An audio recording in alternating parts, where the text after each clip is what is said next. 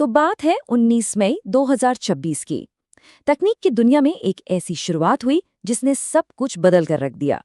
ये एक ऐसा पल था जब आर्टिफिशियल इंटेलिजेंस यानी एआई सिर्फ एक मददगार असिस्टेंट नहीं रहा, वो खुद एक ऑटोनॉमस क्रिएटर यानी एक स्वतंत्र निर्माता बन गया। आइए इस एक्सप्लेनर में इस पूरे तकनीकी बदलाव को और गहराई से समझते हैं। पहले क्या होता था, सालों तक एआई ने एक को पायलट की तरह काम किया। हम उसे निर्देश देते थे और वो बस कोड लिखने में हमारी मदद करता था। लेकिन अब पूरी बाजी पलट चुकी है। मशीन ने निर्माण की पूरी कमांड अपने हाथ में ले ली है। अब इंसान को सिर्फ अपना इंटेंट या इरादा तय करना होता है और एआई एक मुख्य लेखक की तरह पूरे के पूरे सॉफ्टवेयर को खुद ही डिजाइन और बिल्ड कर देता है। इस एक्सप्लेनर में हम इन 6 मुख्य विषयों पर चर्चा करेंगे। ऑटोनॉमी, इन्फ्लेक्शन, वाइब कोडिंग क्या है, नया AI only tech stack, agentic marketing, सुरक्षा की कीमत और आखिर में भविष्य का डेवलपर कैसा होगा। तो शुरू करते हैं हमारे पहले हिस्से से, द ऑटोनॉमी इन्फ्लेक्शन। असल में इस नए दौर की शुरुआत 19 मई 2026 को लॉन्च हुई कुछ खास टेक्नोलॉजी से जुड़ी है। जेमिनी 3.5 फ्लैश और गूगल एंटी ग्रेविटी 2.0 के आने से तस्वीर बिल्कुल बदल गई। इनकी प्रोसेसिंग और इन्फरेंस स्पीड इतनी तेज थी कि एआई रियल टाइम में मल्टी स्टेप रीजनिंग और डीबगिंग करने लग गया, और बस वहीं को पायलट युग हमेशा के लिए खत्म हो गया। अब आते हैं दूसरे हिस्से पर। ये वाइब कोडिंग आखिर है क्या? इस तकनीकी छलांग ने इंडस्ट्री में एक बिल्कुल नई कार्यप्रणाली को जन्म दिया है, जिसे वाइब कोडिंग या नेचुरल लैंग्वेज प्रोग्रामिंग कहते हैं। मैनुअल कोडिंग का जमाना अब जा चुका है। अब प्रॉम्प्ट से प्रोडक्शन का एक सख्त 6 स्टेप वाला लूप चलता है। सबसे पहले इंटेंट, फिर विवरण यानी स्पेक, जनरेट, रिव्यू, इटरेट और आखिर में शिप। मतलब एक आसान से आइडिया से लेकर लाइव डिप्लॉयमेंट तक, वो भी बिना किसी इंसानी कोडिंग के। इसको एक बहुत ही कमाल के उदाहरण से समझते हैं। नियॉन एरिना नाम का एक मल्टीप्लेयर लेजर टैग गेम है। इसे गूगल एआई स्टूडियो में एंटी ग्रेविटी एजेंट ने पूरी तरह से ऑटोनॉमस रूप से लिखा है, बिना किसी मैनुअल डिजाइन फाइल के। इसके 3D फिजिक्स को एआई ने खुद ही प्रोग्राम कर दिया। सच में ये एक बहुत बड़ा गेम चेंजर है। तीसरा हिस्सा है the AI only tech stack. अब ये समझना भी जरूरी है कि आखिर ये ऑटोनॉमस फैक्ट्रियां इतने मजबूत एप्लीकेशन बनाती कैसे हैं। इंडस्ट्री एक्सपर्ट्स की माने तो आज का ये मॉडर्न टेक स्टैक अकेला ही 15 लोगों की डेवलपर टीम को रिप्लेस कर रहा है।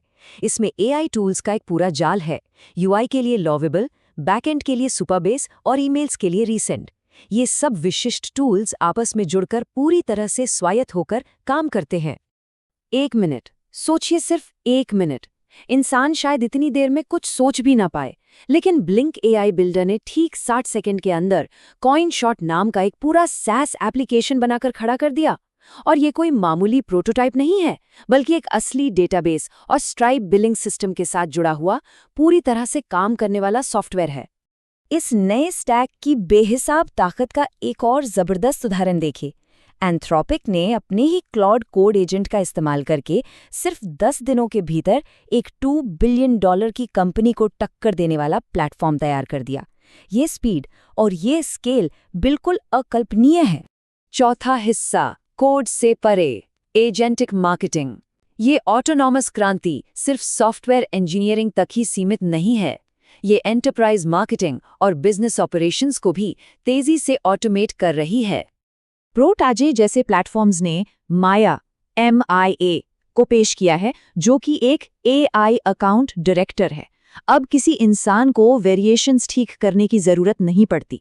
माया स्लैक के अंदर बैठकर खुद ही स्ट्रैटेजी बनाती है और बिना किसी मानवीय प्रबंधन के विज्ञापनों को सफलतापूर्वक चलाती है। अब एक डर रहता है कि जब AI सब कुछ खुद करेगा तो स्टाइल ड्रिफ्ट हो सकता है, यानी ब्रांड अपनी मूल पहचान खो सकता है। इसे रोकने के लिए ये प्लेटफॉर्म्स एक ब्रांड DNA तकनीक का इस्तेमाल करते हैं। ये एक सेल्फ एनफोर्सिंग गाइड की तरह काम करता है, ताकि ऑटो जेनरेटेड हजारों एसेट्स में भी ब्रांड की विजुअल आइडेंटिटी और प्रोडक्ट पर्सोना बिल्कुल मेंटेन रहें। लेकिन हर अच्छी चीज की एक कीमत होती है।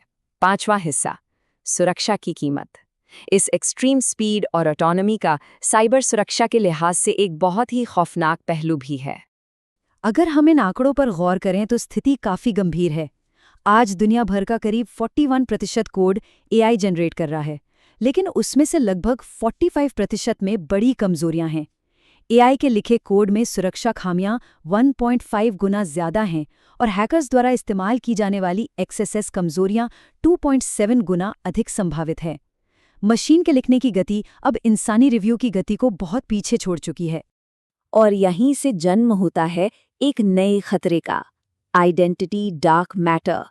ये डेलीगेटेड परमिशंस की एक ऐसी अदृश्य श्रृंखला है जहां ऑटोनॉमस एजेंट्स अनजाने में ही एंटरप्राइज की छिपी हुई परमिशंस को एक्सेस करके उन्हें और बढ़ा देते हैं, जिसका नतीजा भारी मात्रा में डेटा एक्सपोजर, जिस पर किसी की नज़र ही नहीं जाती।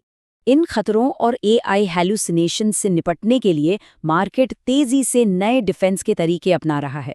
कंटेंट ट्रैकिंग के लिए गूगल का अदृश्य वाटरमार्क सिंध आईडी, प्रमाणिकता के लिए VFNDR और कोड रिव्यू के लिए हैशटैग जैसे human in the loop governance tools अब बेहद जरूरी हो गए हैं। अब आते हैं हमारे आखिरी यानी छठे हिस्से पर, भविष्य का डेवलपर। इन सब के बीच एक बहुत बड़ा सवाल ये उठता है कि इस $multi-billion वाइब कोडिंग मार्केट में आखिर इंसान की जगह कहाँ रह जाती है। आर्थिक नजरिए से देखें तो पूरी इंडस्ट्री में एक बड़ा शिफ्ट आ रहा है। अब पर प्रॉम्प्ट बिलिंग नहीं होती, बल्कि कंप्यूट बेस्ड लिमिट्स पर काम हो रहा है, क्योंकि एक पूरा एप्लीकेशन बनाने वाली पैरेलल एआई फैक्ट्री को चलाने के लिए लगातार भारी रीजनिंग रिसोर्सेज और कंप्यूटिंग पावर की जरूरत पड़ती है। शायद सबसे हैरान करने वाली बात मोल्टबुक जैसे प्लेटफॉर्म्स पर एजेंट इंटरनेट का उदय है।